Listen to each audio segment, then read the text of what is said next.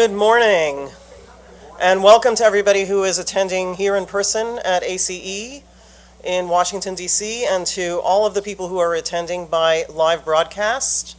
This event is being recorded for future viewing, but it is also being broadcast live, and we are very pleased to have all of the folks who are participating this morning. I'm Deb Seymour. I'm the Chief Academic Innovation Officer here at ACE. And we're very pleased to announce the release of these two papers that will be discussed this morning, first through a description of the papers and then through a panel. I'd like to make several remarks before I introduce our president, who will make some introductory remarks as well. First of all, I'd like to thank all of the ACE staff who worked so hard to make sure the papers got published and that this event could happen successfully. That took many hours and a lot of work on the parts of many people to put together both this in-person event and the possibility for a live broadcast, and to make sure that all of those who would be interested would actually be invited to participate, no matter where they were located. So we thank everybody who participated in this at ACE and worked so hard to put this event together. Secondly, I have some notes that have been given to me to inform the broadcast audience as to how to raise their hand and ask questions during the periods of this event. So I'm actually going to read from the script that was handed to me, and this is directed primarily at the broadcast audience. First of all, for all audience members in the building, please be mindful of the cameras in the room and avoid them when walking in and out of the room. Also, please silence all cell phones and electronic devices. Now, for those of you watching this online, you may ask questions to the authors and panelists through two methods. One is by tweeting your question at us by using the hashtag ACEAltCredit. That's hashtag ACEAltCredit, all one word. The second is by using the collaboration panel below the video player. Please remember to state your name and affiliation when asking a question. We will be providing two opportunities for webcast viewers to participate in the conversation during the event. And so I think all the instructions have been provided at this point, and it is my pleasure to turn over this podium to the president of the American Council on Education, Molly Corbett-Broad, who will make a few introductory remarks before we move into the program. Thank you. Thanks, Deb. So how many in this audience would have imagined that the American Council on Education would have a Chief Academic Innovation Officer? That's a good way for us to start. And it is really wired in the DNA of ACE. I think not as well understood as other parts of the programs and services that ACE provides. But we were created after the end of World War I, when the soldiers were coming home to a jobless economy, and we were created then as the Emergency Council on Education, aimed at trying to find educational pathways that would provide opportunities for those returning military personnel to find jobs and to have a strong economy. And that was only redoubled after World War II, when especially the guys who dropped out of high school to volunteer for the draft never completed high school and therefore couldn't take advantage of the GI Bill. And that's when we were called upon again, now the American Council on Education, called upon to create the alternative high school credential, the GED. So since 1942, that has been part of our work. And so the notion of evaluating academic credit, which started out and still is a very substantial part of ACE's work, focused on military personnel and increasingly stuff that folks gain competencies about in places other than sitting in a college or university classroom.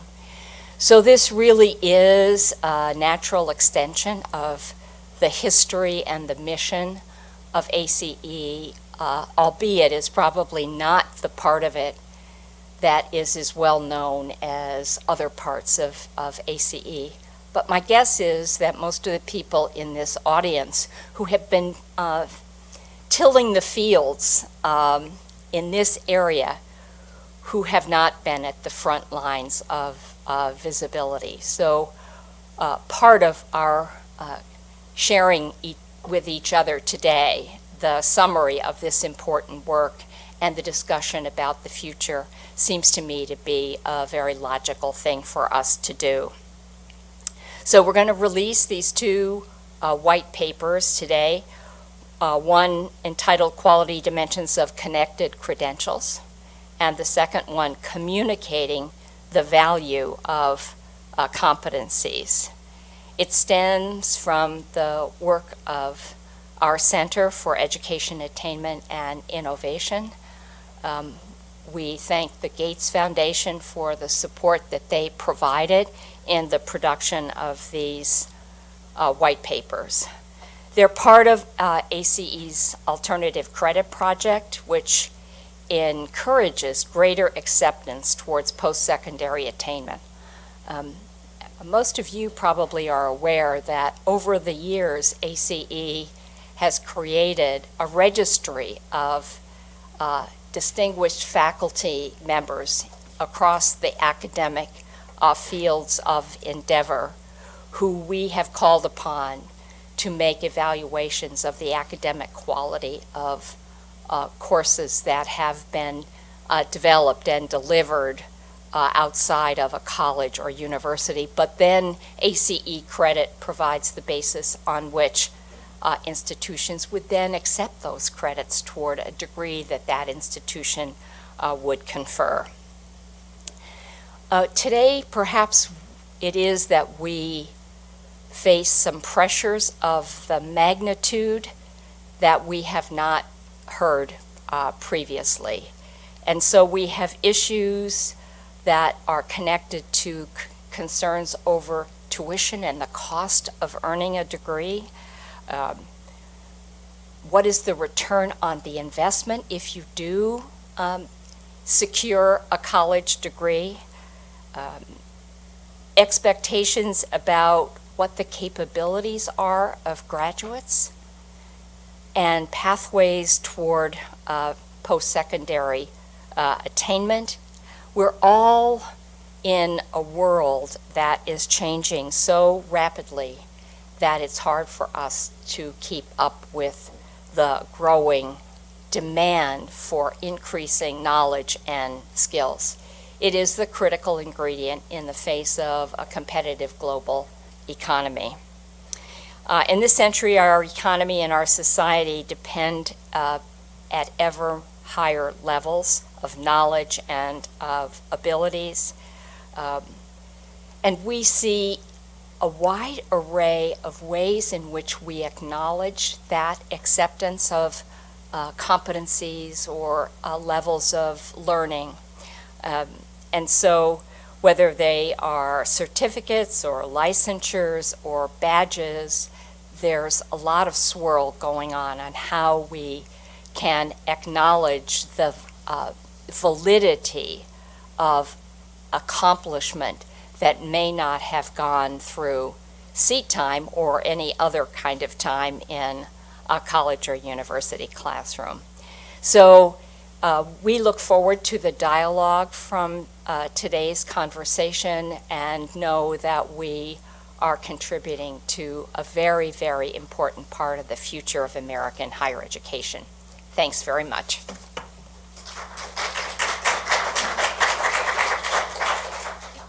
Thank you very much, Molly, for providing those very provocative remarks. We are all excited now to proceed with the rest of the program.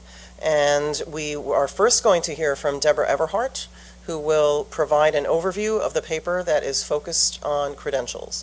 Thank you. Thank you very much, Molly and Deb. I'm going to start by quoting Mike Abbiati, who's the Vice President of Educational Technologies at WICHE. He was one of the major contributors of this work. I think this is a really apt way to start. Mike says, higher education stands at a crossroads. We're reviewing and revising our core standards and processes in order to align our investments in time, people, and money with the true needs of complex and ever-expanding learner populations. The future of our nation depends upon a highly educated, personally motivated, and sustainable workforce. And we need to prepare America's current and future citizens to be productive in a global economy. These ACE white papers are a critical asset as we make the transition from assuming our students are getting the preparation they need to demonstrating outcomes that provide immediate and future opportunities for learners. Created by leaders in the academic, regulatory, and employer fields, these white papers provide stakeholders with actionable recommendations that will empower higher education to keep pace with the burgeoning knowledge economy. So thank you for that framing, Mike. Today and in the future, we're really all lifelong learners. None of us can expect to stay in a stable career with a clearly defined set of responsibilities. So if we're not continually adding to our knowledge, skills, and abilities, we're not going to solve the increasingly complex problems that we see in our careers and, in fact, in our world. So how can post-secondary credentialing evolve to meet these needs?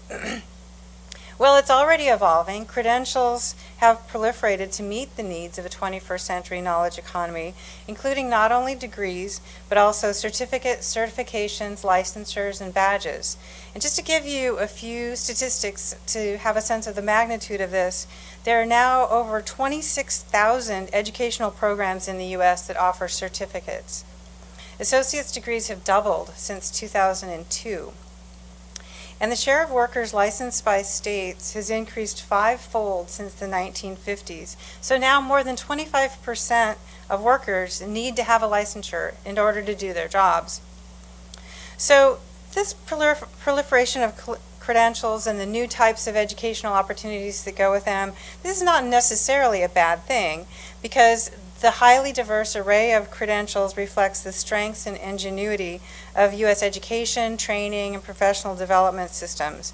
And they're responding to these changes in the economy. The evolution from an industrial to a knowledge economy, which has naturally created a world in which more jobs, and in fact most of the good jobs, require critical thinking, problem solving, collaboration, and in general, higher levels and always changing skills and abilities. But all of this diversity of credentials is not always meeting the needs of the students, the employers, and in fact the educational institutions, and unfortunately it's causing a lot of confusion because there's a lack of shared understanding about what makes credentials valuable, how that value varies across different types of credentials for different stakeholders, what constitutes quality, and how credentials are connected to each other and how credentials are connected opportunities for the people who get those credentials. And these big picture concerns play out in the individual struggles the students face when they try to apply their achievements to employment and career advancement. They struggle to articulate their knowledge, skills, and abilities. And on the other side of that equation, employers often don't understand what's included in the credential. So they make assumptions about what the credentials mean and what the graduate should know and be able to do. So improved communication about the competencies that are included in credentials can help address these problems. There are a lot of creative approaches, and these could potentially scale and evolve to help more and more people gain and articulate the competencies they need for successful careers, contributions to communities of practice, and solving many problems, large and small. But this potential depends on stakeholders' ability to understand and utilize the right credentials for the right people at the right time. So in this context, these two white papers have been produced by the American Council on Education under the leadership of Deb Seymour, and this work was made possible by a grant from the Bill and Melinda Gates Foundation. So let me take a moment to thank my co-authors. They contributed tons of expertise and countless hours to this project. For the white paper, Communicating the Value of Competencies, my co-authors are Deb Bushway, formerly of the U.S. Department of Education, and David Schabel at the University of Wisconsin Extension. For the white paper Quality Dimensions for Connected Credentials, my co-authors are Evelyn Gansglass from the Center for Law and Social Policy, Carla Casilli of Open Works Group, Dan Hickey from Indiana University, and Brandon Marmotsu at MIT. There were scores of other people who contributed to this work. Many of you are here today in the room and online, and thank you so much, because we couldn't have done this important work without you. So I'll give you a little bit of background on how we produced these two interrelated white papers. We began by convening experts to analyze how to improve the quality and value of competencies and credentials. The Competencies Working Group started by considering the quality of CBE and zoomed in on and focusing on how employers view CBE. This led to the recognition that employers value competencies, but they don't get clear signals about the competencies of credential earners. CBE programs can begin to address this problem, but in general, better communication about competencies in all academic programs is needed. So we note up front that this work is not about CBE per se, because it's not specifically about the restructuring of academic programs to make them time independent. The argument is about competencies in all programs, because you don't need to revamp existing academic programs to make them time independent in order to see the value of articulating the value of competencies.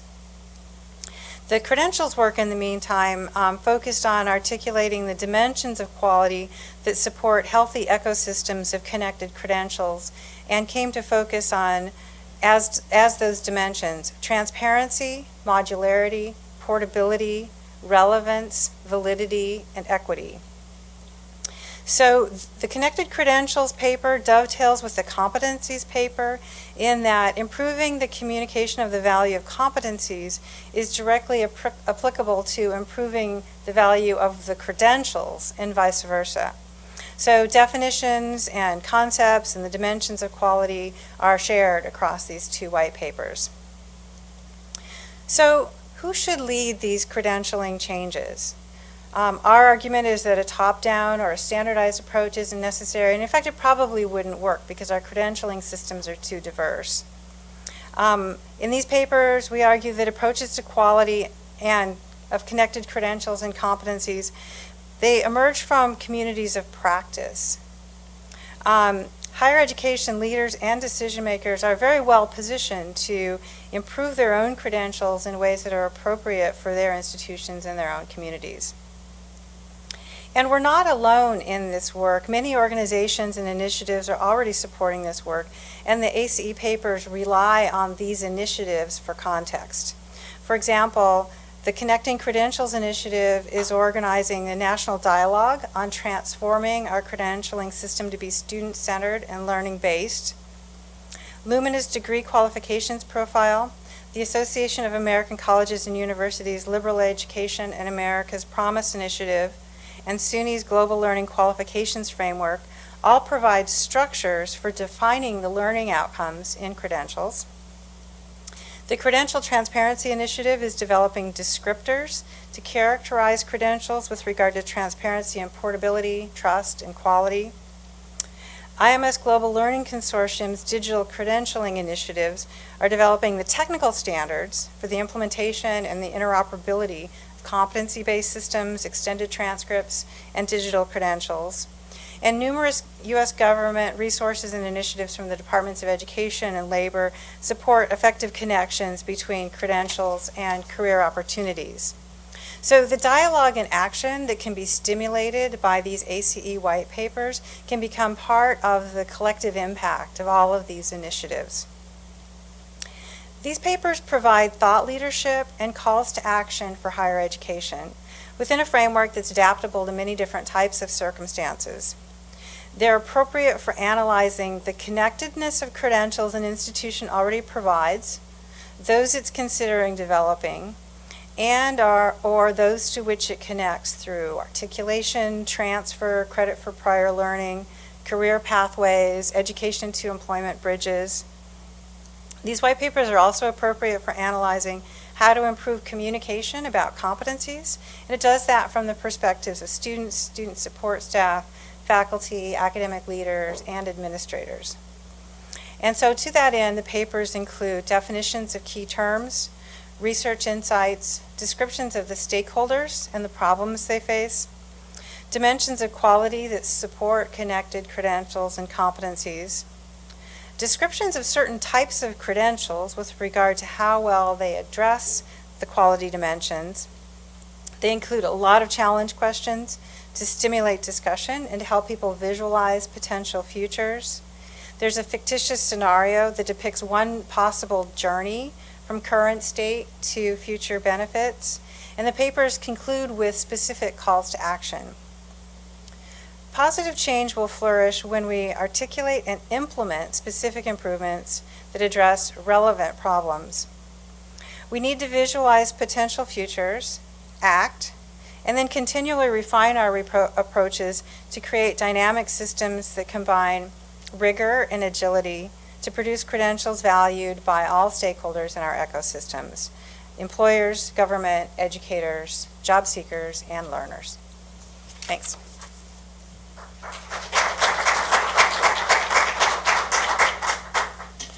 Thank you to Deb Everhart for that overview. And ironically enough, there were 3 Debs involved in this project. So that includes myself, Deb Everhart, and Deb Bushway, whom I'm about to introduce, who will give us an overview specifically of the white paper on competencies. Thank you, Deb.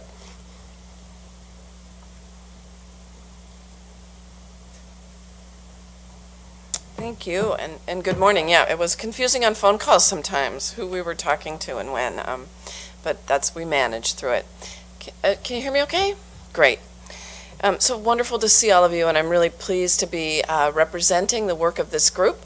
This group pulled together, and definitely have to thank Deb Everhart and my colleague David Scable for the strong leadership that they provided. So I'm really just a voice of that larger group here this morning and want to recognize all of their contributions.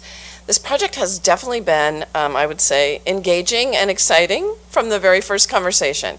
And partly because we started with a large task, I would say, which was we started to try to consider what are some dimensions of quality when we look at competency-based education, right? And then very, very quickly, maybe medium quickly, we decided that that was way too large for us and that we needed to focus in.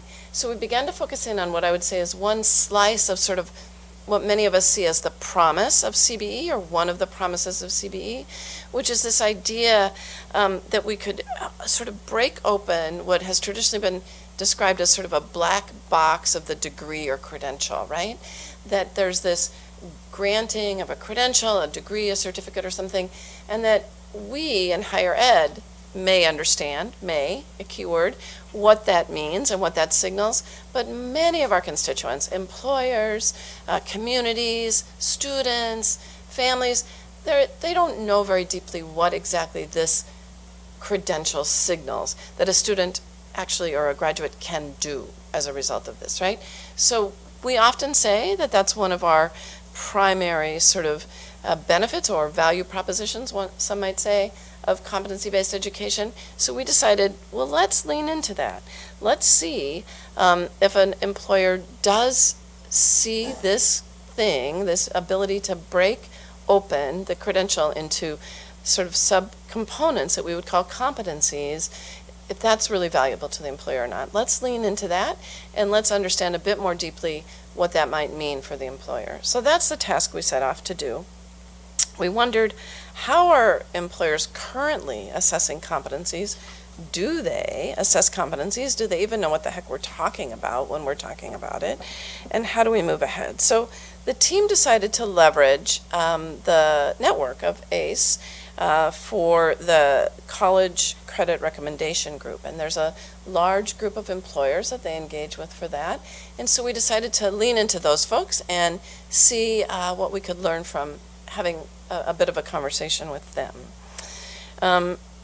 Of course, in order to do that, we had to consider definitions, right? We had to, as Deb Deb actually sort of summarized the whole paper, but I'm still gonna talk anyway, go a little bit deeper and then hopefully entice you to read the rest of the material.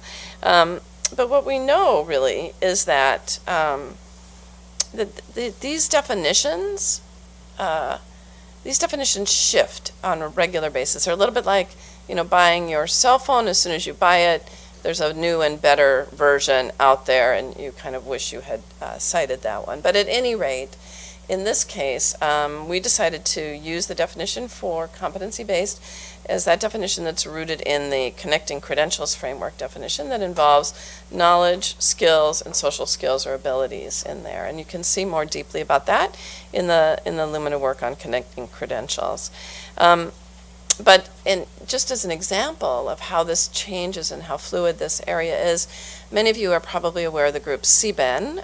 It goes by CBEN. It's a competency-based education network, and they recently revised their own definition of what competency-based education is. And I thought I'd just cite it to you as an example of how this is changing and how fluid this environment is. And their recent definition is that CBE is a pedagogy which combines an intentional and transparent approach to curricular design, combines that with an academic model in which the time it takes to demonstrate competency varies. Students may speed up or slow down, and learning expectations are held constant. Students acquire and demonstrate their knowledge and skills by engaging in learning exercises, activities, and experiences which align to clearly defined program-level outcomes. And they do so with proactive guidance and support from faculty members and staff. Learners earn credentials by demonstrating mastery through multiple forms of assessment, often at a personalized pace. So you see Deb's point earlier that we in this paper are not really only talking about competency-based education programs. We're talking about a competency approach to education. So we're not saying that you must move to this freedom from the credit hour and a self-paced model and an entire revision of your curriculum to get some benefit out of this competency and to help bridge this well-documented gap between what employers are looking for and what traditional higher ed is offering. And I'll say a bit more about that. So I want to be clear, we're not only talking about CBE as a formal program here, but competencies as a signal to employers, to communities, and to others about what students are leaving our institutions capable of doing, right? Because they know and can do. So we developed a survey, sent it to employers. I think we had about 53 employers who responded. I want to be clear that we're not saying that this survey is a large, it doesn't have scientific significance. It gives us some glimmers of information, some base in which to build our recommendations, but we're aware of the sort of gaps from a scientific perspective of the survey. Still, however, we got responses from 53 employers that we think are interesting and give us useful information. So following the survey analysis, we also held a focus group. And 3 key themes emerged from this set of research. One is, what competencies do employers value?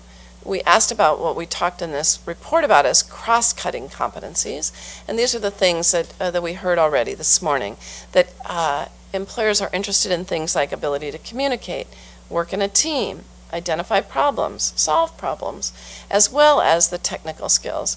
And what our survey and focus group both documented is that people value those really equally. Employers are looking for those equally.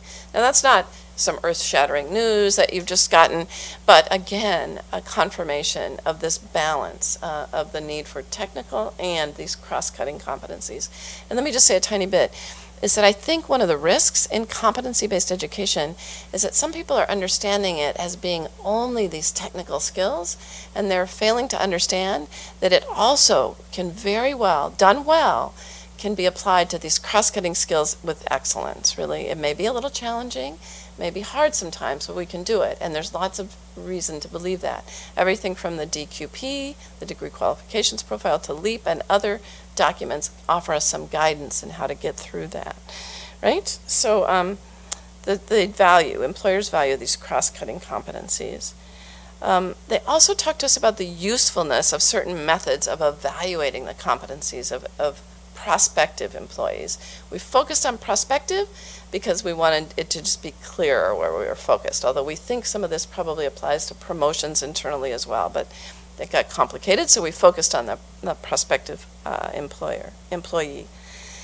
Basically, what we learned from employers is they value their own judgment above everything else, right? So they value interviews. They value what they see in front of them above everything else. It did vary a tiny bit after the interview across the different competencies. So for example, in terms of technical knowledge, they would value a portfolio of work, perhaps even above their interview. But for the cross-cutting skills, they cited the interview as their primary source. Interestingly enough, transcripts were not selected at all as a primary indicator for those competencies as they were hiring.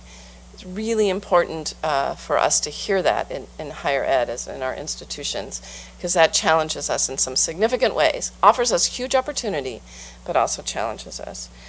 Then we asked another theme that emerged was the usefulness of certain types of information for signaling whether the applicant has the competencies needed.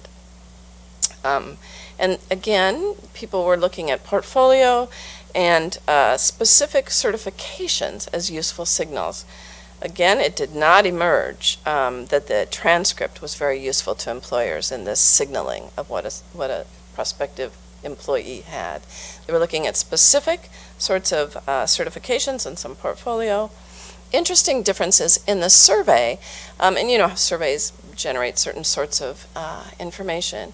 In the survey, the employers sort of told us they didn't care about credentials or the institution granting the credentials very much. But in the focus group, we came to understand that, of course, certain elite institutions carry a certain sort of signal with them that is still important to employers. So even though in the survey that didn't rise to the occasion of significance, it definitely did in the conversation we had with them. So still, the transcript is just not serving as a signaling device to employers about how what competencies people have. And I know there's a lot of really exciting work going on in transcripting, so this work would really support that energy. So drawing from this research in the report, then, we move really quickly to identify a set of institutional stakeholders that we want people to be paying attention to, and students at the very core, of course. And we ask a set of challenge questions that to consider with students at the heart, to consider with administrators, and to consider with faculty around depending on the constituents, the set of questions address either 4 or 6 sorts of categories. But I'll just list them for you in hopes that entices you to go dig deeper into those challenge questions. So one is transparency. How transparent is your set of competencies for the student, for the employer, for your faculty? How modular is it? So it's not going to help a lot if we keep the competencies transparent, but they stay in such large buckets that they retain the sort of relative, excuse me for being slightly rude, relative meaninglessness, if that's a word, of a course, right? So if it stays at the big bucket of the course level, I'm not sure it gives anybody any more relevance. So how relevant is the set of competencies that you've developed to the employers in your region or that your students are hoping to be employed by? How relevant is it to their life as informed citizens, right? So relevance. Portability. There has to be some way to translate these competencies into things, credits if it is at this point in time, until we have a better system of portability. We have to allow students to take these with them to any next institution, onto their next level of education. Institutions have to understand how to take these competencies in and make sense of them so that the students are able to build in their career path in a sequential way. Validity. How do we know the assessments are good? How can we trust it? How can we lean into this gap where employers only trust their own judgment? How do we get better at bridging this so that employers begin to trust higher ed's assessment of someone's competencies as well? And equity. Key factor, is this accessible by a variety of people? Can a diverse group of people actually succeed in these systems that we've set up? So leveraging this set of challenge questions, and as Deb mentioned, a scenario is created. And this scenario is really meant to sort of create a future vision, create a sort of a possible pathway, although this institution is really doing a miraculously large amount of things, but in our scenario. But at any rate, it is indeed intended to be aspirational and something in which institutions can probably find themselves and begin to select how they might move forward. In the end, we offer a set of a call to action, a set of ways in which an institution might take some initial steps, might apply for their own unique mission and vision. How do I begin to move forward to take competencies and bridge this sort of gap between traditional and the employers that our students need to communicate with and the communities in which they live? So I encourage you really to take a look at those calls to action combined with these challenge questions, because this can be seeming sort of overwhelming, I think, for many institutions. But what we know about moving through change is that it really is one step at a time, right? You take a step, you make an improvement against that step, you take another step, but the step is toward a vision. So we hope we've struck a balance here between articulating a vision that can be helpful and applied to each institution and a set of immediate steps that you can start to take so that this report ends up being both practical and aspirational. So hopefully you'll dig into it and find it useful. Thanks.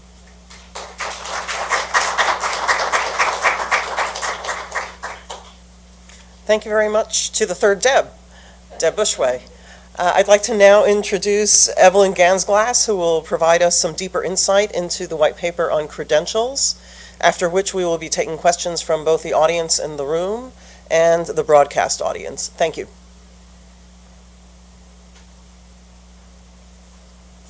Thank you, the non-Deb in the group. I too wanted to start just by recognizing that I'm the mouthpiece for a much larger group of writers who we spent a lot of time emailing each other and talking on the phone, but also the work group members and who there were 4 working groups that we convened to start at least our part of this work. And what I'm about to present, and which has been already presented actually, comes directly from those working groups. So as Deb Everhart mentioned, this paper is really intended to provide a context for understanding connectedness. I'm one of the co-leads on connecting credentials, so we use connecting, but we really haven't, the term connecting, but we really hadn't defined it in tangible ways that people could act on it. So here we really tried to define what we mean by connectedness and provide a framework, a structure, criteria that can be used for analyzing, both in general and in very specific terms, specific credentials, whether they're connected. So whether the credential that you already have is connected to other ones, whether the ones you're considering developing are connected to other ones, and to also look at the credentials to which you are trying to connect. So it's a two-way street. Connection has to come from both sides. We use the same umbrella term that you've heard of credentials, so we mean degrees, all different kinds of degrees, associate, bachelor's, master's degrees. Really didn't tackle PhDs, but perhaps as well. Diplomas, licenses, certificates, both credit, non-credit, all different kinds of lengths of certificates, badges, professional certifications, and other things that might come along the way of micro-credentials and other ways people are talking about. We recognize that each of these has different purposes. Some are awarded at the completion of a program of study. Some are awarded based on an examination. Some are awarded based on a portfolio of other credentials, such as a license or having worked in the state for a certain time. So they're all based on different processes. They're awarded by different groups. They represent different levels and kinds of competencies, but nevertheless, they're all in that same bucket of credentials, and all of them are growing like topsy, and we have to figure out how to make sense out of all of that.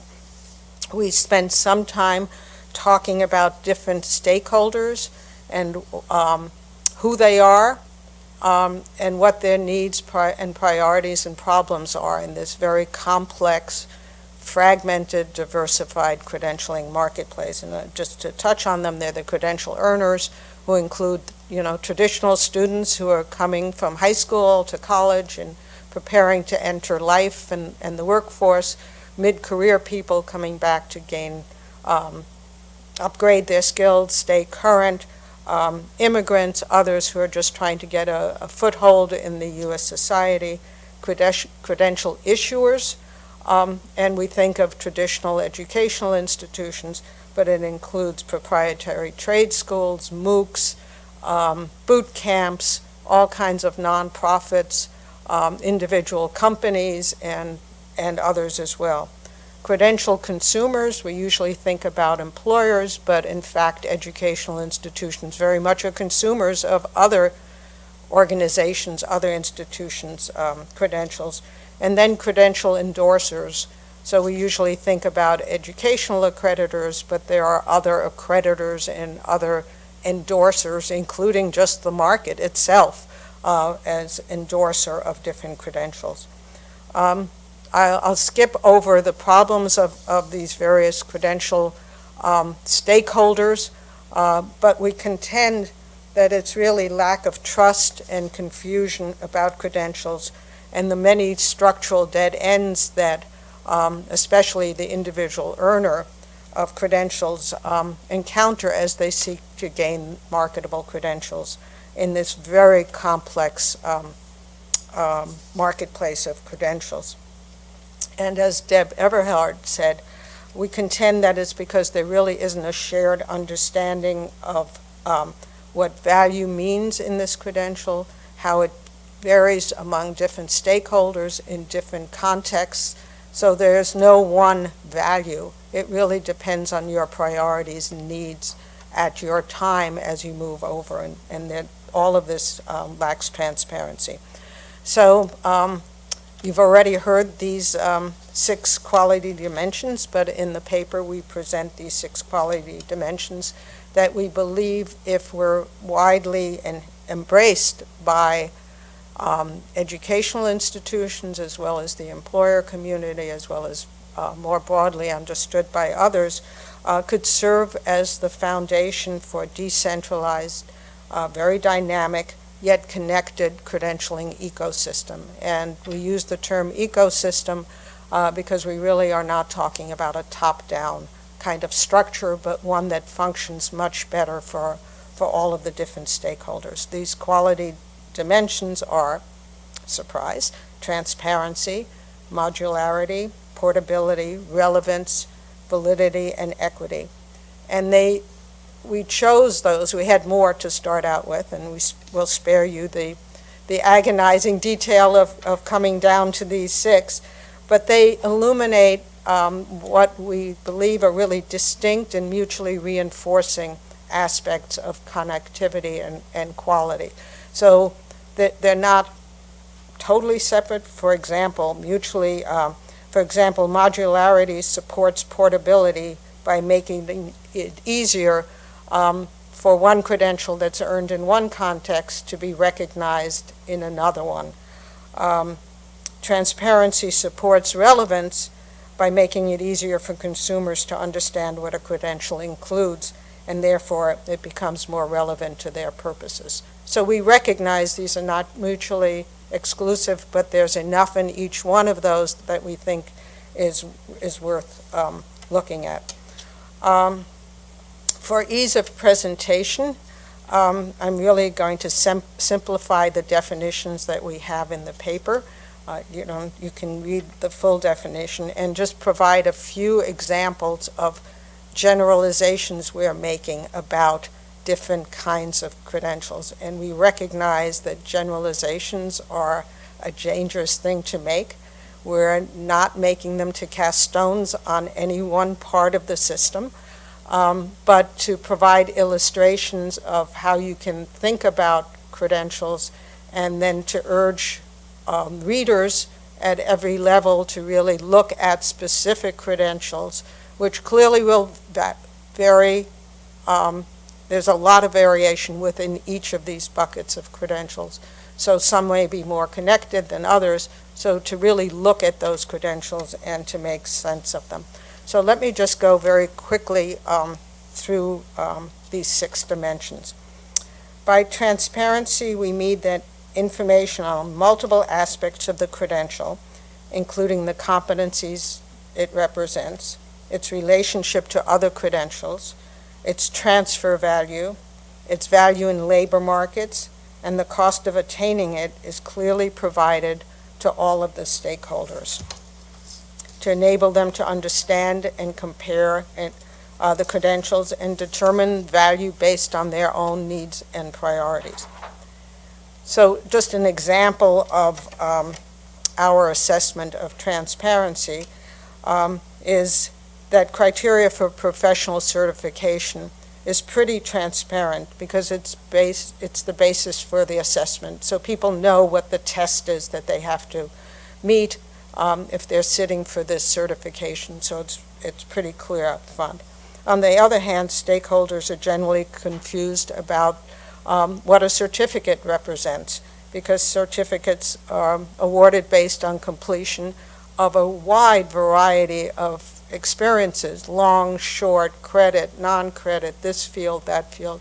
So nobody really knows what a credential represents unless they look very deeply at a specific one.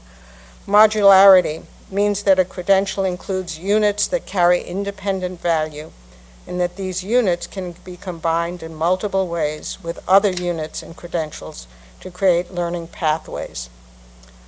More modular credentials offer more connection points and possible relationships among credentials. Modularity also helps students understand the components within credentials and see the progress that they're making as they're moving through the larger sets of credentials towards attainment of those larger credentials like a degree. Connection units to each, and people can understand the connection units between what they're learning and their specific needs.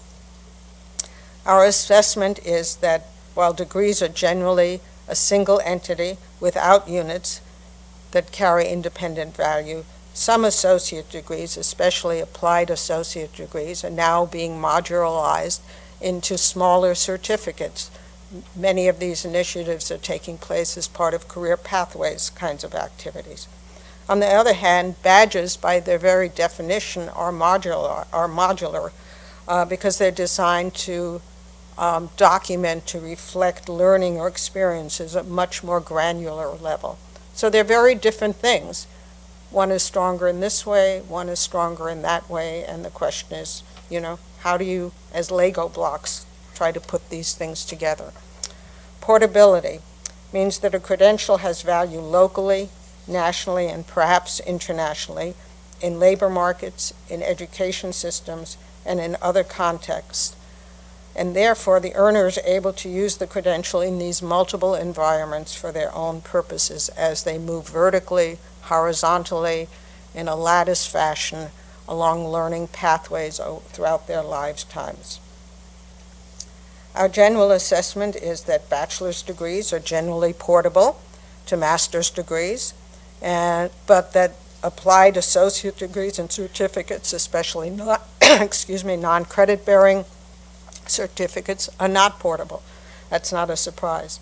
Portability of industry certifications varies among industries, but certifications are generally not transferable to academic credentials other through idiosyncratic credit for prior learning processes. And those are growing, and that's a good thing, but it's not generally portable. Relevance means that the credential actually prepares the earner for a career, for employment, for civic or social engagement, and meaningful contributions to communities of practice along a lifelong learning continuum. Relevance also connects and amplifies different types of value by helping stakeholders understand the network of verification, documentation, evidence, social interpretation supporting that credential. And in the paper, you will read about all different kinds of validity. Our general assessment is that educational accreditors evaluate degree programs for their currency and relevance to a variety of stakeholders, including employers. But at the very same time, employers are saying that too many degree holders, in fact, lack the competencies required for their specific employment. On the other hand, employers seeking employees with specific skills may find that badges are particularly relevant because they are focused on that much more granular level. Validity concerns both everyday characterizations of values such as, quote, industry recognized, one of the wonderful terms in our field that we don't actually know what it means, or accredited, as well as more technical aspects of validity, such as the existence of evidence that the assessments underlying the credential or the credential itself represent the right things in just the right balance, in just the right amount, and that the claims that the credential has made are actually borne out in reality. Validity provides shared understanding and trust of how credentials are defined, including evidence and quality assurance structures that are necessary for for portability, so that there's trust as we move and accept credentials across various pieces.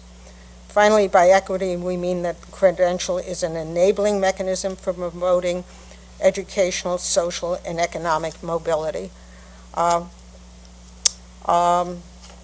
By, for example, I just lost my place, by being stackable or related to other credentials that can be accumulated flexibly over time, and recognizing that learners move from institution to institution. There was just a report that came out today. They move from context to context, they drop out, and so the equity is that you can actually stack and continue along the way. Our assessment is that post-secondary institutionals clearly are increasingly a gateway to economic success and family-sustaining employment, but we have lots of evidence that the value of those credentials varies tremendously by program of study and by type. Further, the fragmented credentialing marketplace, which includes differences in governance structures within the higher education system, in fact, creates structural barriers or dead ends for people moving along.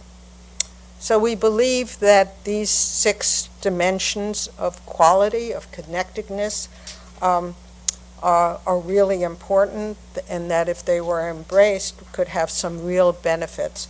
Benefits of enhancing portability, so this is a kind of circular definition, of informing student decision-making about credentials, because it's really hard to know what to pursue.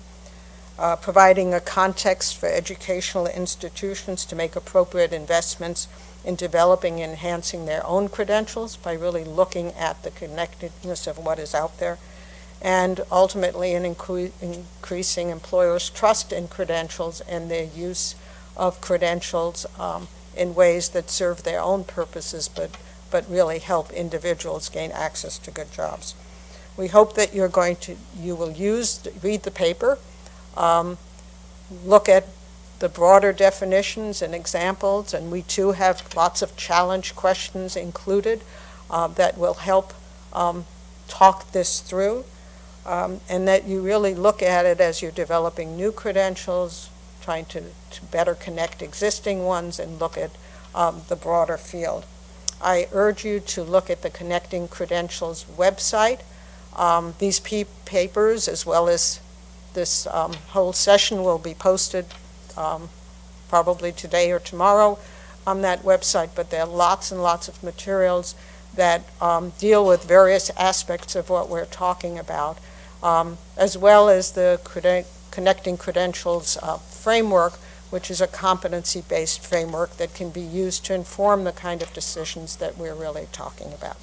So thank you.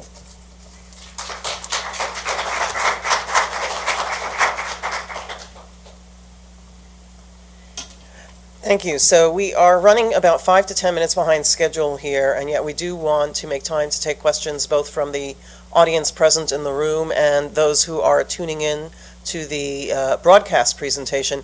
What I'm going to do is ask Deb Everhart, Deb Bushway, and Evelyn to join me up here, as we will be taking the questions from the podium, and they will decide who will be answering which question as the questions come in. So let me start with an audience question first. And yes. Got a whole bunch of questions I can focus to two. One, is competency-based education doing itself a disservice by combining the idea of personalized learning with actually the object of the learning? So flexible schedule versus competency-based education, they seem to be two different topics. I'm wondering if that combination is causing some fuzz. The other issue is on competency as a signaling mechanism in getting to what employers can and can't do under the prescripts of the Duke Power case, meaning that employers have difficulty using tests as part of their hiring process. So if we agree that there's a set of competencies that are testable, how do we get employers to be able to use them if they're legally barred from using them for the signal?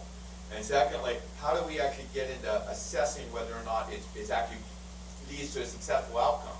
Because right now what we see is a lot of evidence that employers are creating job ads that are full of a lot of noise, and people have assistants writing a resume to get through the door to that very point of the interview, where in fact the competency shows itself as someone actually works, right? So we get through the door, but our assessment of whether or not the competency that you're labeling in your competency-based education has an outcome in the job market, you need to see employment stability, and we're not, where do we get that testability on this? Okay, so that's a very long question. I'm going to turn to Deb Bushway first to respond to that if she can, and we can probably get one or two responses in. Following this question and answer period, we do have a panel discussion scheduled, and I will be joining the panelists, and we have other panelists who will be joining us as well. So in response to your question, let me turn to Deb Bushway and to Deb Everhart initially to try to address it, and then we'll try to take a question from the broadcast audience. So I think I'll lean into the first part, which was, is competency-based education doing itself, I think you're saying, a disservice by sort of conflating breaking free of the credit hour with the curricular structure, so to speak, right? I do think, I don't know if it's a disservice, but I do think it's an emerging conversation, an ongoing conversation. What do we mean by competency-based education? What are the requirements to be considered that? And many of us would argue, really the key component or central component is this curricular architecture that defines competencies or proficiencies. Again, we have a language problem, but and then aligns learning experiences and assessment against ensuring that students who leave the institution, whatever that institution is, with the credential, are able to, that we really know that these students know and can do those competencies that we've described at the programmatic level. That, I think, is at the very core of what we're talking about with competency-based education. It's a sort of curricular architecture that's necessary, right? The other features come and go, I think, with some other components, some of which have to do, frankly, with federal regulation, right? Some of them have to do with lining up against being able to deliver federal financial aid when it's desired for students. And so that's when you get into some of these other subcomponents about are we freed up from the seat time requirements and credit hour or not? But we still need these crosswalks, right? Because of the portability questions. We still need to be able to be transparent about what's the heft or the size of learning that has occurred along with, so we need both heft and size and level of learning along with the competency statement. So you're right, and I think the dialogue is still going on, is what I would say. Others can argue with me, and I'm sure they will. Thank you. And I see that Steve, who is one of our very effective and efficient folks here at ACE and works within the Center for Education, Attainment, and Innovation. He is Associate Director for Special Initiatives for us. He will be bringing a question from the broadcast audience to another microphone in the room. Great, thanks, Deb. And for the folks in the room, if you have a question, go ahead and come up to the mic so that we can capture it for the broadcast audience. We have a question from Cliff Allen. The DQP did not use the term competence, rather proficiency. This is because the latter focuses on attainment at the tip of degree qualification, whereas competency is more formative and fragmentary. Our understanding comes from OECD's development project. Were they wrong, and can you explain why? I think you already answered. I will take that.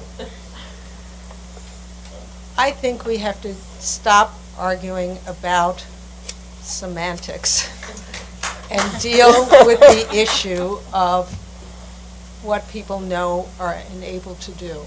Yes, it is true that at the end of a long program of study, such as a 4-year program of study leading to degree, we're focused at the proficiencies, the competencies that people have at the end of it.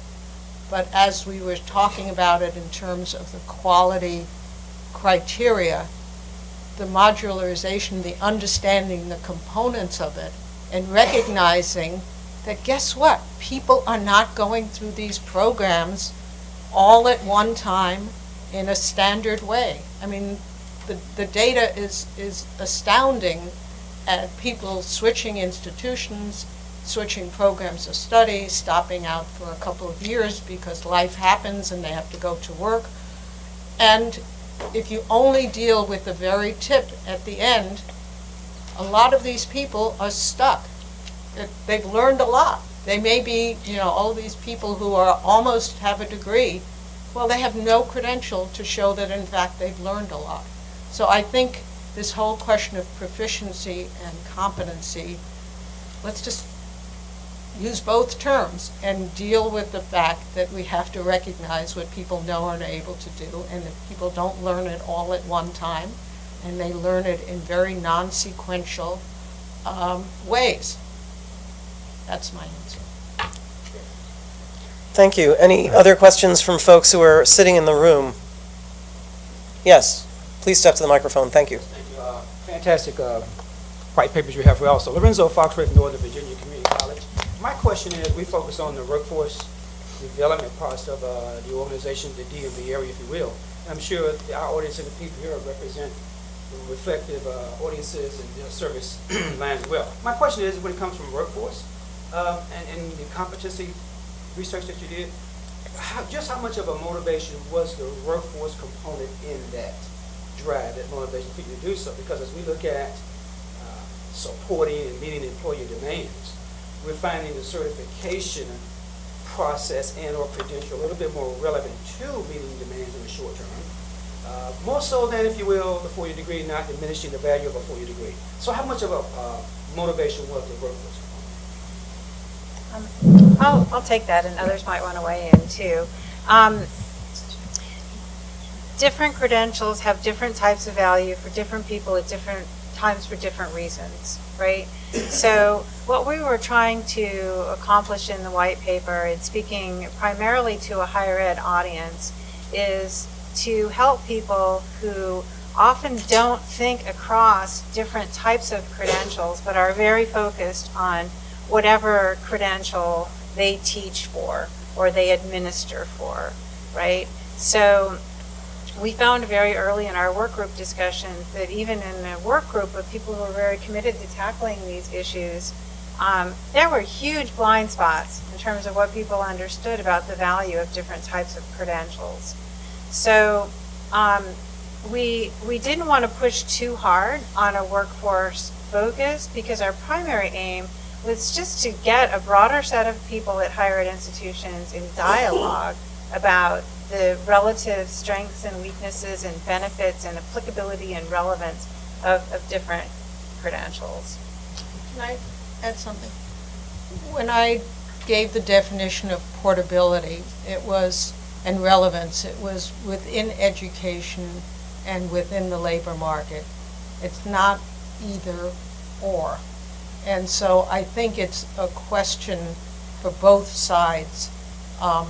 Actually, a lot of the workforce programs have been competency-based all along, much more so. And a lot of them have been on the non-credit side because the program approval process has taken too long to get it approved, to actually be able to respond to employer needs. So I think it's recognizing that people, they need to get a job, they may get a certification, they may decide, they may not decide, the field they're working in may go away or change completely. They have to go back to school to learn new skills. So I would argue that we really have to think about this much more, that these are not separate worlds anymore because the labor market has changed, and that you have to think about being able to move back and forth from academic to workforce to different kinds of programs. And that's for people who have master's degrees. A lot of the people who have master's degrees are going to community colleges to upgrade their skills and get a certification. So these are not separate worlds anymore.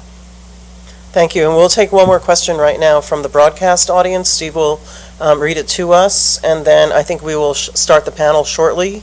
We are committed to completing this event on time, and the end of this event is supposed to be at 11:30 a.m. Eastern.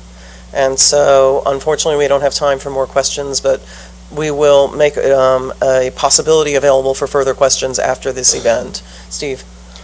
All right, so this next question comes from Michael Olnick.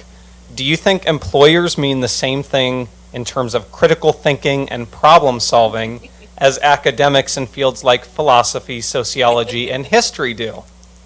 That's a good question. So we all look at each other. So here's what I'm going to say is, at some level, yes, right? Do they mean it with the same sort of, would they apply the same rubric that faculty in those disciplines would? I would argue no. But in the end, are they looking for the same sorts of skills, recognizing a problem, defining a problem clearly, creating solutions against that problem, and weighing the pros and cons of a set of alternative solutions? I would argue yes. And they're also looking for people who can clearly articulate their positions, rooted in something beyond their own opinion, right? They want to know why a given solution would work for a given problem, and these disciplines that were named are places where people learn to root their arguments beyond their own opinion in either literature, research, or some other set of broader intellectual materials. So while I would say no, employers aren't looking for someone to write a 20-page paper articulating a specific position, they are looking for the ability to summarize an argument and root it beyond one's own viewpoint in the world. Thank you, Deb. So we will give Deb Everhart a few minutes to respond quickly as well, and then we will turn out to our panel. Thank you. I was just going to add to what Deb Bushway said, in that also these types of competencies, whether you're working on mastering them in an educational setting or in the workplace, they require practice, right? So also part of what we're doing in these white papers is saying, well, if you don't define a framework for those competencies and what kind of practices in your educational programs are going to give students authentic opportunities and use, what AAC&U defines as high impact practices for really having rigor and quality and validity in those academic processes that generate the kind of practice and also the evidence of learning that is going to serve those students well in the workplace. Even if the critical thinking that they're expected to do in the workplace is different from what they did academically, they'll be much better served if they've had those many opportunities to practice and expand on their mastery. Thank you.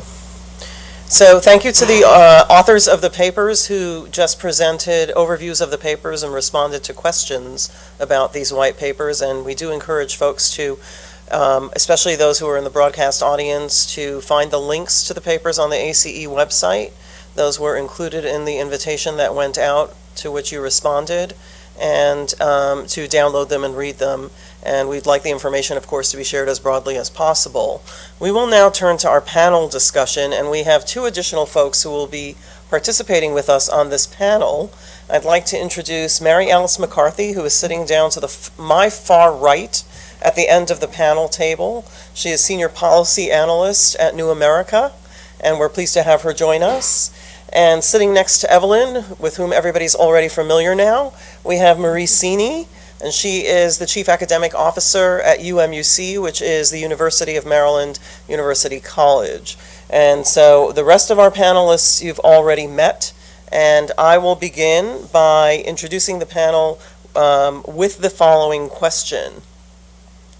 One of the premises of this work is that it is not about competency-based education per se, or specifically the restructuring of academic programs to focus on mastery of competencies rather than focusing on time. And you've already heard this from some of the remarks this morning.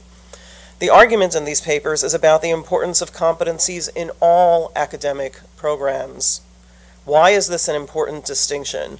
And I'm going to turn to Marie Sini to respond first, and then Mary Alice will follow. Thank you. Thanks, Deb, and I really appreciate the opportunity to be part of this panel. You know, at UMUC, we focus on adult students. So we've got 84,000 of them. Many are in the military, but certainly lots of folks who are career changers, adults who just didn't finish up the last time they were in college for various reasons. And what we really see here is that, you know, adults don't have a lot of time. There used to be, I think, a belief that, oh, adults take 20 years to get their degree or their credential. That is no longer the case. If you talk to an adult student, if you are an adult student, if you're in any kind of program, people need to move on with their lives. And so time as a proxy for learning just doesn't work anymore. And so the competencies that are in any program are what are really key. And so, you know, we are actually doing what Deb perhaps suggested might be too much to do, but we are completely redesigning all of our programs so that they are competency-based, the competency framework. We're not actually playing with the time or the credit very much, but we want to make sure that our students know and can do. And so it's a problem-based learning model so that they are learning to do, we call it learning like a professional, because they're going to be learning the way they would actually be doing things in the workplace. This is very important because, you know, we were talking here about how many transcripts students come with. Our typical student, this is average, comes to us with 5 transcripts. And it's not because they think it's fun to go back and forth, but they move, they've been in the military, they started at a community college, they decided to go to some other college. So we have to, and we want to build very connected pathways so that we can bring in all that experience and knowledge and help them get to the next credential that really means something in terms of what they can do. So we don't actually at my institution even talk about the time or credit anymore. Whether or not that's part of it is almost beside the point. It's really about this very connected learning experience for the students to help them get where they need to be. Thank you. And I've been asked to, or I've been requested to, that's ungrammatical. The request is that the panelists move the microphones closer to themselves when they are speaking so that the broadcast audience can hear in a more enabled way the responses to the questions. So Mary Alice, thank you. Is that good? All right. Great. Again, I want to thank everyone for the opportunity to be here. Thanks, and also congratulate the authors on these 2 excellent papers. These are hard topics to write about clearly and in a compelling way, and I think both papers do a great job at that. So this question of, yes, what these papers do, you know, what to me is exciting about these papers is that they put the focus of attention on the right thing. It's not on time as much as it is on the underlying currency of learning that we need to move all of our credentialing systems to. You know, we've heard about how credentials are more important, and, you know, education and skills. As education and skills are more important for getting jobs, credentials are more important. But there's nothing about credentials per se that makes them tools for reducing inequality or make them tools or vehicles for greater equity. in order for them to be vehicles for greater equity and more economic opportunity and more social mobility, there need to be changes to how they're constructed. And the fundamental change needs to be that there has to be a common underlying currency. And that's what I think is really exciting about this paper, because it focuses on that. We need a credentialing system in which academic credentials, workforce credentials, industry credentials all share that common currency where learning is the basic unit. As our credentialing system is right now, it's in fact very fragmented, and that fragmentation just reinforces inequality. Academic credentials are measured in terms of credit hours, and nobody but academic institutions can issue credits. So right off the bat, you just have a problem. And yet academic credentials are the most valuable, pretty, inarguably. Certainly the bachelor's degree in terms of the level of stability and opportunities that they open up for people. So I think that is very exciting. I think what is important about this work and these papers too is that they get at that question. I would stipulate the most important thing that they do is that they get at that black box of the bachelor's degree. And they really do start unpacking what is in a bachelor's degree. Let me just take one step back. Why is the bachelor's degree so important? Because it is sort of both a floor and a ceiling in our labor market to opportunities. Our biggest credentialing problem, or where our credentialing system is working not well in particular, is below the bachelor's degree. That's where we're seeing, as Evelyn pointed out, an explosion of new types of credentials, but that's also where the credentials are the riskiest, they're often the most opaque, they're often the hardest to connect, and they're being issued often to folks who most need credentials that do connect, and who are also the most vulnerable in terms of how many resources they have to put to their education. So our sub-baccalaureate space is an opportunity space, and if we can make credentials work in the aspirational way that Deb talked about, work as sources of mobility and helping people move in pathways, then credentials really can help us solve some of these really big problems that we're having with dead ends in our education system, with only half of our students starting a bachelor's degree program and actually finishing it and then walking away with nothing. In particular, what I think the kind of thinking that underlies this paper and the kind of analysis and the call to action allows us to think about are two things, and both sort of relate to the bachelor's degree and kind of dethrone the bachelor's degree to a certain extent. And again, I know that this work is more than just the bachelor's degree, but since I'm in the higher ed audience in particular, I do think it's at the center of a lot of this credentialing and competency discussion. So what this work allows us to do, first of all, is actually create viable alternatives to a bachelor's degree that have real labor market value and that people can stand on and build a career on. We talk about that, we want that. We like to say that not everybody should have to get a bachelor's degree. I don't know about you, it's hard to advise a young person today not to and feel really good about it though, okay? But if we had a kind of credentialing system that had a common currency, we could start to really create these alternative pathways, and employers could be able to reliably compare a bachelor degree credential to a different type of credential because there'd be a common currency. Also, what this work allows us to do is to create more pathways to a bachelor degree, because again, there'd be a common currency underlying both the bachelor's degree and the degree that, whether it's a certification or a license or a badge, that would be issued by something other than either an institution of higher education or a different institution of higher education. So both of these things, because of the common currency, allow that. And that's why I think the question, to go back to the original question, the key is not time, the key is the currency of learning. And so I just want to compliment the authors because I think this is very exciting. Thank you. Well, I'm going to move on to the next question that I have for the panel, although I'm sure all the other panelists have a response to that initial question as well.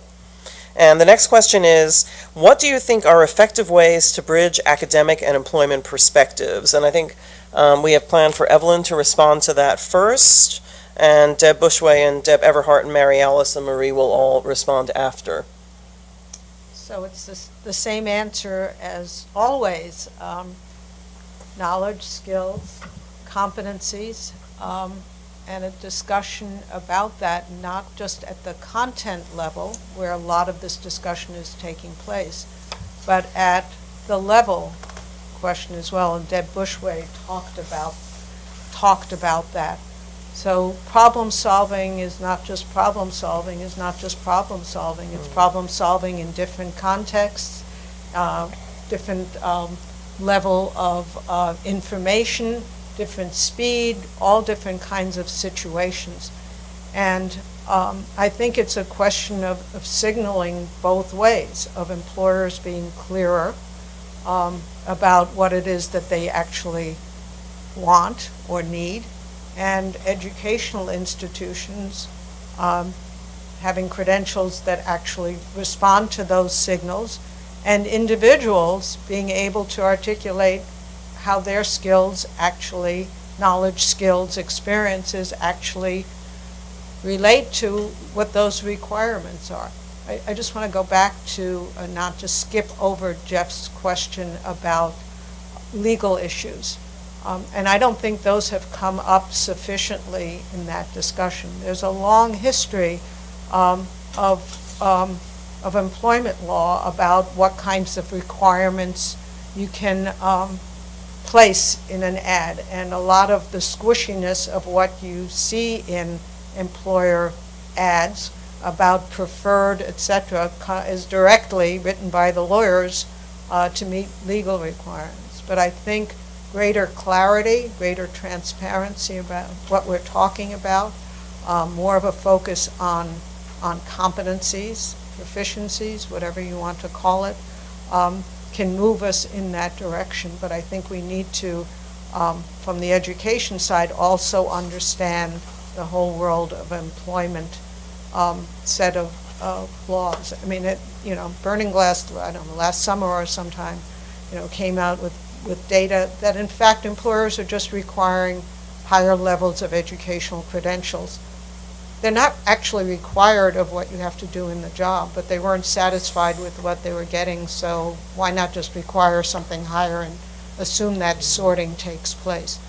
That doesn't serve anybody well. It doesn't serve the employer well, and it sure doesn't serve the job seeker, the student well, who now, as Ariel has just said, the de facto credential is the bachelor's degree, because all the data shows that, you have greater employment stability, higher earnings throughout a lifetime. So we really have to figure out alternative ways to both signal back and forth about what we're really talking about, and then, hopefully broaden some of the employer hiring practices in legal ways, but ways that work for them as well as for the job seeker. Thank you. So other panelists who'd like to comment on the question of bridging employer and academic gaps? I would just point out that one of the things that's different now is... And can we pull the microphones really close? Thank you. How's that? Is that better? One of the things that's different now is the technology, right? So another thing that surfaced in that Burning Glass research is that while there is degree inflation that's very concerning in terms of requiring a bachelor's for positions that didn't previously require a bachelor's, there's very good alignment with regard to specific certifications, where the certification describes very clearly the competencies that employee needs for that job and provides a good match. And I think that, we're already seeing this happen in a number of fields, and I think it's only a matter of time before the same technology that's being used to filter these masses of people who are applying for jobs to try to get to the ones who have the specific competencies. If there are signals that can be picked up in that kind of searching to get to the people who have those competencies, then that does change things pretty significantly. So I'll just really quickly, I just want to note, this is really hard work, actually. And it's easy in a way for us to sit here and make recommendations, but I think that the change happens, so to speak, where the rubber hits the road, where there's conversations with local and regional employers, and that it runs both ways, that we lean into this question that was asked earlier. Do employers mean the same thing about critical thinking that academics do? And that we start to translate what we mean by a certain competency or proficiency and understand what employers are meaning by it, and start to combine those into, or I don't know, translate those in some ways that allow folks to trust that the signals coming from higher ed are what they want to be hiring. So that, again, I'm sort of leaning into this piece about employers trust their own interview over everything else. And the only way through that, I think, is through really hard work at conversations, building those bridges so that we begin to mean the same things.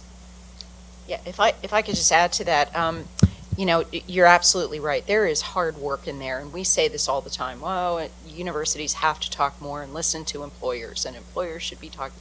We say it, and we say it, and we say it, and we do a bit of it, but I think we need a stronger bridge because there still is too much of a bifurcation between employers and higher education.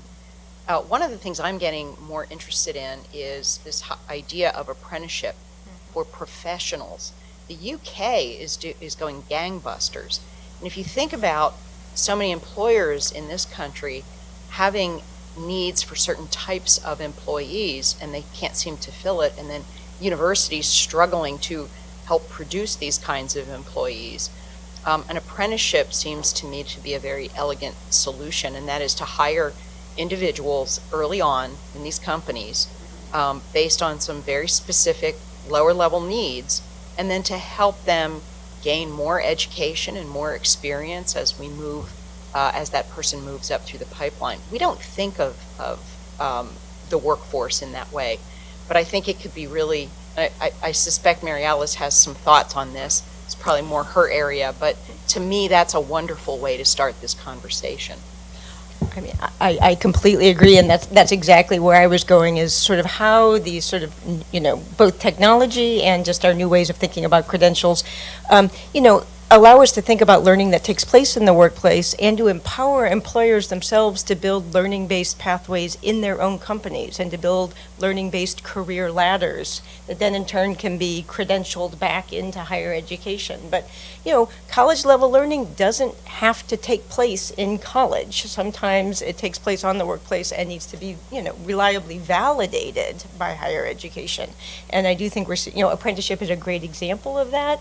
I think we're seeing badging used for creating sort of internal promotion ladders and internal career ladders in really interesting ways. So I think that's a new area for higher education to think about how to help employers build learning pathways within the firm and what role higher education can play in helping that happen.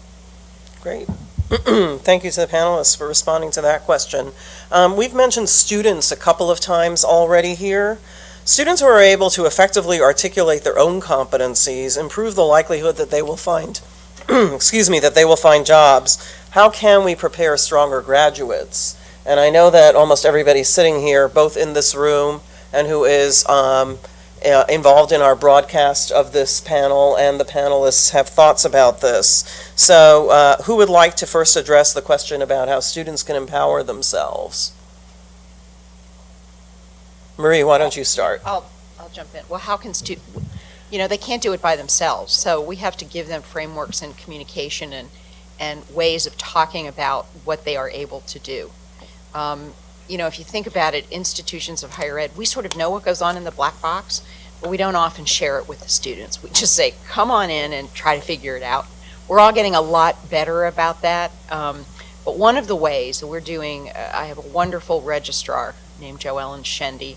Many people here have worked with her. She is leading some national frameworks on competency-based transcripts for ACRO, CBEN, IMS Global, and we would like to, as soon as we possibly can, give our students transcripts that have more than just the strange abbreviation for the course that they took, right, and then a grade, which means nothing. In fact, the last time I looked at my transcript, I couldn't even remember some of those courses. Now, this was a long time ago, but I don't even know what I sat through. But with these rich descriptions of what they are able to do, validated so that we can actually say, we know this student was able to do this because of, and you can actually, if you have it digitally stored, you can actually link to work products from the student. If the student allows the employer to see that, this would be very cool. You have to help the student learn to use that, but that is, I believe, empowering the student. Yeah, and I would just add, again, I think technology is a wonderful tool for this, combined with a sort of shift within higher education to thinking about their courses in terms of learning outcomes and competencies. And I do think there's a lot of exciting work of helping students sort of set up their own LinkedIn profiles. I think badges are a really nice way of sort of helping a student who's completed a course understand, the badge can be a good way of sort of like, this is actually what you can do. And I think for a lot of young students in particular, maybe not so much older students, but younger students, they're not necessarily in that mindset of thinking about what did this course on Western civilization, history of Western civilization teach me to do, and sort of embedding that kind of thinking and badge earning along the way is a way for them to then think of, to connect their learning to doing. And I think it probably also makes the faculty think about connecting that learning to doing in ways that can be very helpful for everyone. Just wanted to add one thing. Also, all of the co-curricular activity that students take part in it's a way of recognizing that and making it relevant for the student themselves, so that they're understanding that, in fact, those are many of the same skills that they need in the workplace, that they're learning, they demonstrated through these activities. So my comment, just building on all of those, which is this issue of transparency for the student and for the faculty, that for a student to make sense of what they know and are able to do, we have to, again, continuously work to make transparent what is it they're getting in their co-curricular activities. Why is it that they're taking these Western Civ courses, and what is it that they can do as a result of having satisfactorily achieved the outcomes there? So help them with a sort of metacognitive framework that allows them to hold on to these ideas and carry them forward. Thank you for that. Well, of course, we need to mirror the question about students with a question about faculty. And this is a very important question, and I think it's one that is certainly not asked often enough. Why are faculty critical for connected credentials and competencies? I do think this is an issue that needs much more regard than is usually paid, and so I do expect that everybody here will have some thoughts on this one. Okay, so everybody has to have thoughts. Think about that. Yes, deep thoughts. Yeah, deep thoughts. So, in higher education, and again, most of you know this already, but if you get a PhD in a research-based program like I did, your focus as a faculty member when you get out is not necessarily to spend a lot of time teaching. It's supposed to be doing research. And even if you do teach, the classroom or the online classroom is sacrosanct. I get to teach however I want to. That's many people believe that's academic freedom. I would argue with that, but that's a whole different discussion. And so what we have are many students going through a series of one-off courses, right? So every time I walk into a different classroom, my instructor might have a different way of teaching, right? And I, as the student, need to make sense of that. So unless we can help our faculty understand that is not the best way for students to actually learn in a coherent and holistic way, this isn't going to go very far. And administrators can't just say, okay, now you will all do it this way. That's not even a fair thing to try to do. I think most faculty who are committed to teaching well and who care about students would like to do a better job. We need to give them the tools and the understanding of how to go about redesigning the curriculum. Faculty might not in the future be just designing their own course. I believe there will be teams of people, absolutely led by faculty, who will be designing whole programs as well as the courses. So it's about designing the learning environment, designing these connected credentials, designing the outcomes and the learning assessments and the learning activities. But the faculty need to be there, because if not, they'll either block it if you don't help them understand why this is important, or it won't be done in a holistic way that's really good for student learning. So I believe very strongly that we've got to help faculty understand where we're going, and that this isn't going to stop them from having a job or influence or positions, but it would actually be a more interesting job because you get to really design some very interesting learning environments that will be more interesting to teach in. Yeah, let me speak to that. Let me put on my hat as adjunct faculty at Georgetown University and say that I think it's generally true that most faculty want to help their students really engage in meaningful ways with the material, of course, right? And to really learn it and to really be able to carry that forward into other courses. But for the most part, I think there's a kind of overarching structure that you're talking about to help faculty understand how that's part of a bigger context. So I aligned all the learning activities in my courses to competencies, and students were actually thrilled to be able to see the LEAP competencies as they were accomplishing them in the course. And then they're done with the course, and it's like, okay, now what? How does this relate to my other courses? My other courses aren't doing this. I could see from the way the rubrics were designed that these were part of a whole, but someone isn't teaching me the rest of the whole. And so one of the things that we talk about in the white papers is how to bring different stakeholders in an academic institution together to understand that these things have many layers, they happen at many levels, and if those different administrators and faculty leaders and the faculty themselves aren't working together on that, there's going to be a lot of structural dead ends. Just very quickly, I just want to add a slightly different angle on it, and totally agree. I mean, we often talk about that a competency-based structure moves teaching from an individual sport to a team sport, and so I think it gets to what people are saying. But the other part of this is that there's some mythology, I feel like, that grows up around competency-based education no longer putting faculty at the center or removing the significance of their role. And I just argue against that because in the high-quality programs that I see, faculty judgment remains at the very center of determining a person's level of competency.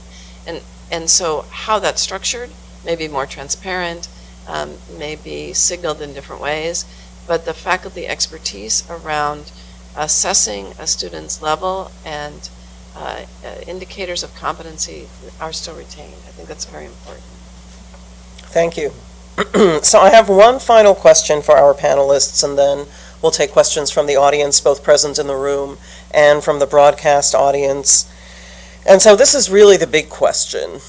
What do you think it would take to get to a future state in which each of the dimensions that we've been talking about sees improvement? What will it take to get from the current state to the system of the future? And I'd like to ask each of the panelists to respond to this particular question, and then we'll turn to questions from the audience. So I'll start with Mary Alice on this one, since she's furthest away from me, and then we'll work our way back toward me here at the podium. Thank you. Okay, gosh, that's what I get for sitting at the end. Okay, so what will it take? I mean, I think it will take efforts like this, long conversations that bring different stakeholders together. First of all, to understand what's at stake and what's happening. As somebody mentioned, even with this group, we all discovered that we have a lot of blind spots. Higher education has sort of existed as an island for most of its history, and I think what we're seeing is a real effort to sort of connect higher education to other areas, and that's long and painful. The other piece is that, connecting employers and sort of the, stakeholders within the labor market to these conversations is also extremely difficult. And we hear a lot of complaints about, graduates not being ready and all that. But for this to work, to create a system of credentials that really sort of helps people circulate in between school and the labor market and back and forth, requires actors from both sides to be in constant dialogue. So I think for it to happen, it's going to take changes at every level, but it's a huge culture change, and it's also going to have to be demanded by students. who are going to vote with their feet. And I think we're seeing students vote with their feet and go to a lot of these competency-based programs, programs like UMUC. So these are huge changes. They take time. I do think some of the infrastructure pieces can be very helpful, things like the beta qualification structure that give people some North Stars, definitions, is sort of, that's the hard work that lays the infrastructure to be able to, for people to be creative within that, and I think we're seeing that happening. But it's going to be a long haul. So not to repeat anything that Mary Alice said, as part of the Connecting Credentials work, me, have been putting together this landscape document of things going on throughout mostly at the national level.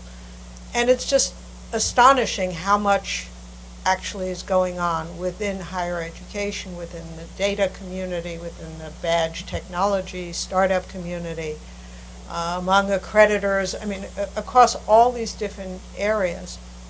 But they're all going on, or many of them are going on in the same fragmented way that our current systems are all operating. And one of the thoughts is that, starting to have conversations across these initiatives and organizations that are really leading them, to see that we're really dealing with many of the same issues, but using our own language, our own constructs, and starting to cross some of that, I think is a manageable way to think about it, because when you think of the United States and all of the institutions and all of the different players, it's really mind-boggling to have that conversation. And that's what we're trying to do, is engage everybody in this conversation. But there are certain nodes of activity that are going on, the DQP and others. You can take them in any one of these fields, competency-based hiring. You can take any of those and say, how do we engage those people who are leading those nodes of activity in this broader conversation and to their networks as well. So I don't actually think it can happen. Cultures are too entrenched. There's too much difference. There are too many institutions that are just, going to wait and try to outlive this. Like we don't really care about online education. We don't think online's going to catch on, so they've waited. I think what will happen though will be that there will be some sectors, community colleges, institutions like mine that serve adult students, that will move quickly into this area. And whether we like it or not, and I'm just stating what I'm seeing happening, I'm not saying whether I think it's good or not, there will be new providers coming from the private sector. We talk about the coding academies, but there are a lot of other of these kinds of institutions, and the government is already, the Department of Ed is already experimenting with financial aid to these new types of institutions. Students will vote with their feet, and we will have new segments and new ways that students will go through these programs. It's going to happen. There will still be schools that don't have to think about it.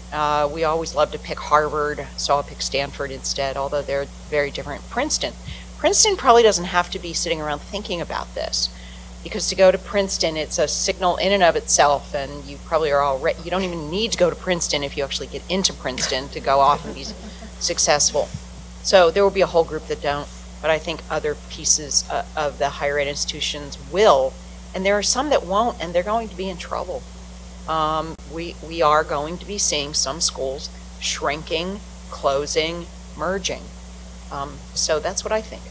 See? Good. So as we move down the road, let's see how we progress. But I was actually going to say something that maybe similar, maybe a step further, which is I'm not sure that it ought to be the one future vision, in that I think we have such a diverse population that we're trying to serve in our country, that I think we ought to remember that one solution is unlikely to work for everyone. And while I think that these solutions are one key piece that can move the agenda forward, I think there's still a place for institutions that take a different approach to education. Now, I think that this movement is going to happen. I think we are going to continue to demand increased transparency. But I think we have to keep in mind what is the problem we're trying to solve with these movements, right? How are these competency-based signals better than previous signals? And how are they solving the problem for the student, for the community, and basically for our nation's agenda, right? And so if we can keep that problem in mind and keep moving toward solutions against those problems, it gets us to the focus on learning. It keeps reminding ourselves that we need to continue to struggle to define and assess learning as we move through these educational programs. But these things will happen in an array of delivery models, and Marie mentioned some. I mean, the EQUIP experiment that some people are engaged in to allow institutions to partner more effective or partner differently with non-traditional providers is an example.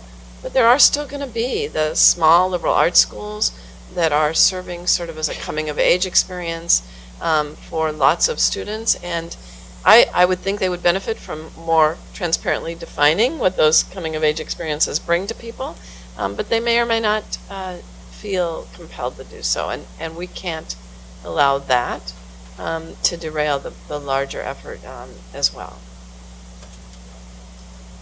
So I'm going to finish this line up with a relatively simple call to action, which is to ask everybody to think about a scenario and then think about who you'd like to discuss that scenario with and how it could be useful in your context. So think of a typical student who needs you, whatever role you're playing in this higher ed ecosystem. The student needs you in some way, right? Give her a name, Sarah. What are the problems she's currently encountering and she's trying to get the education or, more broadly speaking, the learning opportunities she needs? So what is her current state? And then visualize the future state, right?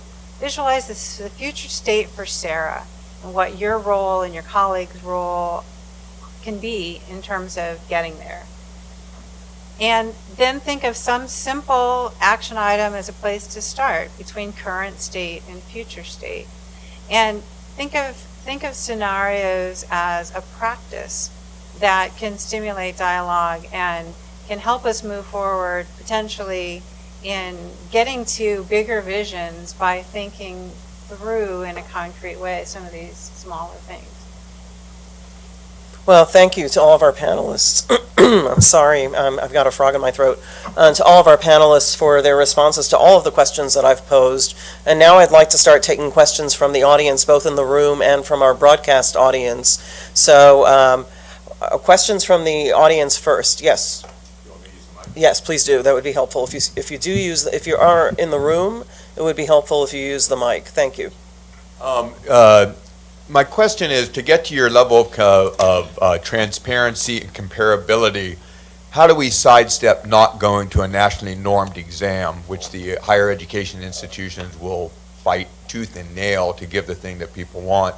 And secondly, I think we need to start thinking, I like your reactions, about some things being testable and others not, including what I'm going to call a competency of organizational fit, which is really what I think employers mean when they say critical thinking skills. And if there was a recent Chamber of Commerce survey in Pennsylvania that demonstrated that the companies that maintained training apparatus during the recession were those that had the lowest level of complaints about skills gaps.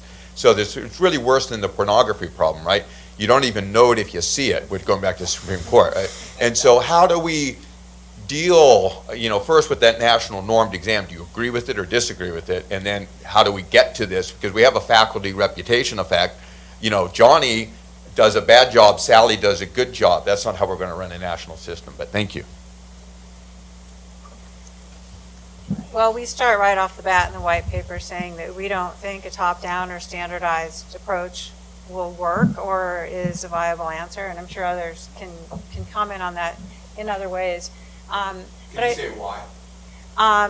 Well, partly because credentialing is just too diverse. So if you were to try to norm competencies, how would you even begin to do that across different types of credentials, let alone different industries, let alone different types of educational institutions with different quality assurance structures, et cetera. So initiatives that can bring this into common frameworks, we think are really valuable. So the Credential Transparency Initiative is working to have clear descriptors that can then put credentials into, the institutions put the credentials into a registry so that they can be compared in a consumer type way, right? And the Connecting Credentials, Beta Credentials framework is similar in terms of providing a framework for taking credentials and understanding them more transparently so that they can be compared. I'm sure other people want to comment. I would just go back to Mary Alice's use of the word currency. And we have very carefully tried to avoid talking about standards and getting involved in that, in what you're suggesting, national standards and national assessment.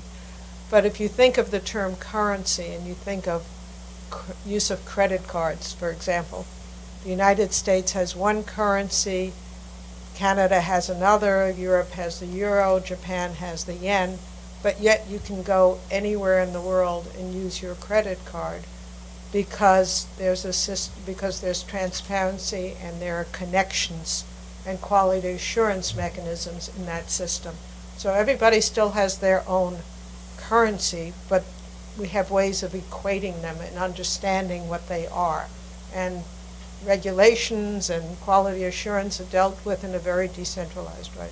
So currency and the other word we keep using is ecosystem, to really try to signal that we are not talking about a top-down structure at all, because given the fluidity of the economy and all of the different stakeholders and all the variation within that, it would make no sense to try to create a rigid system at all. Yeah, and I would just say the idea of college exit exams, I mean, I just think, college programs are not designed to prepare all students with all the same skills. I mean, they're supposed to lead, they're supposed to begin to specialize. So I think an across-the-board college exit exam, I mean, we have some of these, the CLA Plus and, right? But I mean is specific competencies. So we're talking about identifying exact knowledge, skills, and abilities that are exactly demanded in the labor market. I'm not talking about a general Right. executive exam. So, I mean, I think that those are the key, I mean, things like the knowledge, skills, and abilities that are exactly demanded in the labor market change on a constant basis. I mean, the idea that, we could have a federal definition of these things, I mean, I think we all know that these are things that are constantly in flux. I think tools like the degree qualifications framework, which need to be periodically updated, are very helpful. Industries setting standards of their own is something that I think is, very good, and some, professional societies setting standards. We need these institutions need sort of outside North Stars to which to train and educate, and I do think that that's very important. Which I like the word standards, but I know that, but it doesn't mean that who sets the standards and how are they enforced is something that I think we need to be fairly flexible about. But we need to create incentives for institutions to want to find out what are the standards in particular disciplines or particular areas and reward them for doing so. Thank you. Okay, so I think Steve's got a question from the broadcast audience, and we'll turn to him. Sure, this actually comes from Twitter. How do they, being stakeholders, know there's value if there's not a quality assurance process? And if there is that quality assurance process, who provides that credibility for the credential? Is it an institution? Is it an issuer? Is it an employer? Is it all? Can you talk a bit about that? So I'll give it a stab while other people think of their responses, which will be better than mine. I think what the question is getting to is if we have a diversity of providers for credentials, how is a stakeholder to understand what these things are worth, right? And I think that the key question here, and it's going to be overly simplistic, is around transparency. So if we can have transparency of the assessments that are used to determine the competencies that the credential earner has demonstrated, then consumers of that credential can determine whether they agree with the assessments that were used or not, right? So if I'm very transparent about here's what it took to earn my credential, then Marie can decide, yeah, that's fine, but I don't like that credential because those are not the standards I would hold, right? So the more transparent, the more granular we're able to be, the more we're able to develop a understanding of the system that Evelyn sort of describes. It starts to emerge. The currency is understood, and the crosswalks start to be built. You guys have better than that. Other responses to this question? There's actually a follow-up to that. Oh So my goodness, okay. how then, if there's transparency among that kind of quality process, how would a student, since they're typically the one using that credential, know that that process will be accepted or viewed as credible by an institution or an employer? That's a very good question. So that's, again, where transparency comes in, and recognition that our guidance processes, whether it's in high school or in colleges or in workforce centers, is severely lacking. That people really don't have the information and they don't have the supports to help them make those decisions. So we lack the information, and we also lack the I would say, guidance systems to help people make informed decisions. And I just want to go back to value again. So if you are if you are you're in high school and you really want to go into the IT field, then getting an IT certification probably has a lot of value for you, and there's a whole hierarchy and system of certifications that can define a careers, different lattices and different ways of approaching that. That's a very different question than you are looking for what community college should you be going to take your first 2 years of a 4-year program, and that's going to transfer in whatever field of study you want to pursue to another institution. So value, there is not one definition of value. It depends on what you're trying to do. And we can't make those value judgments, but we need to provide information and evidence so that other people can so that users can make their own decisions about that. And not every employer is looking for the same thing. We're not going to decide what every employer needs, but we have to be able to, as I said, provide the information so that they can make the decision. Just a quick follow-up. I think it's a hard question, isn't it? And I think it gets to the issue of accreditors and their role, their traditional roles, their emerging roles in this environment. And even more importantly, it probably gets to the puzzle of a student trying to find their way through all of this, right? And I think it's a great question. I think that we should take it very seriously. How do we develop quality signals that are consumable to students as they move through these various options? Because we don't want students to be wasting their time or money or resources on credentials that don't benefit them or their communities. So I don't know that we have a clean answer yet. Maybe someone else does, but I think it's a wonderful question. We have time for one more response to this question. Yeah, I won't claim that this is a clean response, but one thing that, again, our technology infrastructures enable that wasn't very possible before is an ongoing ecosystems of endorsement, right? So traditional accreditation gives a certain kind of quality assurance that's at a very high level, that's very periodic, doesn't mean very much to a specific student except that this is an accredited institution, right? Endorsements can be very specific, can be very timely. If you have ecosystems where anyone can be an endorser, it's kind of Wild West, right? But it can also produce signals where employers are endorsing specific credentials, or higher ed institutions that have articulation agreements are endorsing specific credentials, or people who are in communities of practice who are using those credentials. And in all these cases, there's an opportunity for them to actually use specific criteria, specific explanations of why they're making this endorsement. It's not the same as quality assurance, but it does get at least part of what Evelyn was pointing out with regard to value. Thank you. Okay, Mary Alice has 1 minute. Okay, I will keep it. Just, again, doubling down on what Deb said, yeah, fundamentally, this is a question about how our accreditation system and our quality assurance system is going to deal with this, but it's also a question of data, and if we had better data, it would be easier. Not that labor market returns are always the indicator of the value of a credential, but they sure tell us a lot. We currently have unhelpful policies like bans on a student unit record database that make it difficult for us to connect the data, or to connect the education and the labor market outcomes. So, that would help. Just more robust data systems that allow us to see what happens to students when they leave higher education or when they come back, and everything else would help. It's not the complete answer, but it's a big part of the answer.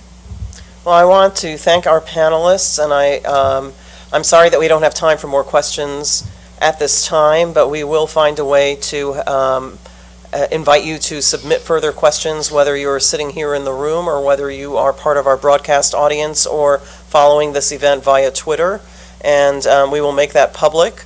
But at this time, I'd like to thank our panelists, and I'd like to thank everybody who did a presentation today, and once again to all the staff at ACE who have put so much work into this event, and wish you a very good day, and hopefully we'll figure out some deeper answers to some of the questions that were asked today. Thank you.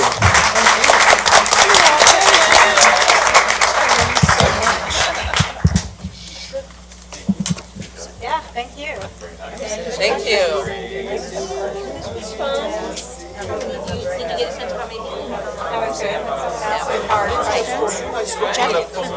About 2 years ago, at the center on